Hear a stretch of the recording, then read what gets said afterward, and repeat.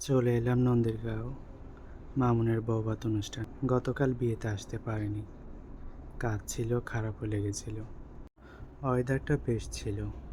বন্ধুরা সবাই কাদা মাটিতে হেঁটে ভিতরে প্রবেশ করছি।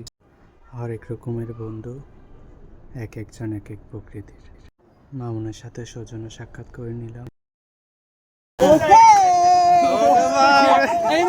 ও একটু কমেডি করে চলে, মাতিয়ে রাখবে, আপনার মন ভালো রাখবে, এই গুণটা ওর আছে। আচ্ছা যাই হোক, বৃষ্টি মাথায় করে এবার খাবার টেবিলে বসলাম। ঝুম বৃষ্টিতে গ্রামে বিয়ে খাওয়া সে এক আনন্দ। সবাইকে একসাথে দেখতে ভালো লাগছে, সবাই একসাথে খেতে ভালো লাগছে। টেবিলে একে একে খাবার দিয়ে দেওয়া হচ্ছে। আমি যা যা খাবো নিয়ে নিলাম আমার প্লেটে। শুরু করলাম বিসমিল্লাহ করে।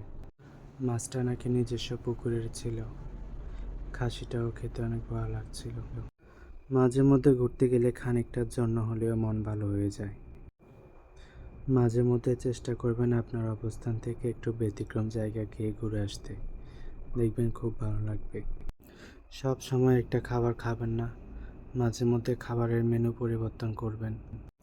সিজনাল যে ফুডগুলো আছে এগুলো একটু বেশি করে ট্রাই করবেন, কারণ এতে করে আপনার খাবারের প্রতি রুচি বাড়বে, খাবারের আনন্দ বাড়বে।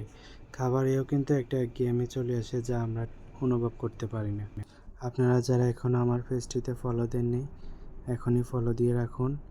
আপনাদের সাথে ডেইলি লাইফস্টাইলগুলো শেয়ার করব, এবং বেশি বেশি করে ওনার ভিডিও দেখবেন, এতে করে আপনার রিচ এঙ্গেজমেন্ট বাড়বে এবং ফলোয়ার বাড়বে। মজার সব খাবার খেতে খেতে আর আপনাদের সাথে গল্প করতে করতে ভিডিওটি শেষ করছি। এখন আমার মনে হয় জীবনে কোনো আফসোসে রাখা যাবে না। নিজের সাধ্যের মধ্যে জীবনের সবটুকু সুখ উপভোগ করতে হবে, কারণ জীবন একটাই, সময় খুবই সংক্ষিপ্ত। বন্ধুদের মধ্যে অনেকেই হয়তো ভিন্ন গন্তব্যে, তবুও মুহূর্তগুলো সেই আগের মতোই ধারণ করে সবাই। চলে এলাম আমার গন্তব্যে। আপনাদের এই বৃষ্টি স্নান সময়টা ভালো কাটুক, ভালো থাকবেন, অন্যকে ভালো রাখবেন, আমাকে মোনাজাতে রাখবেন। দেখা হবে আবার। আল্লাহ হাফেজ।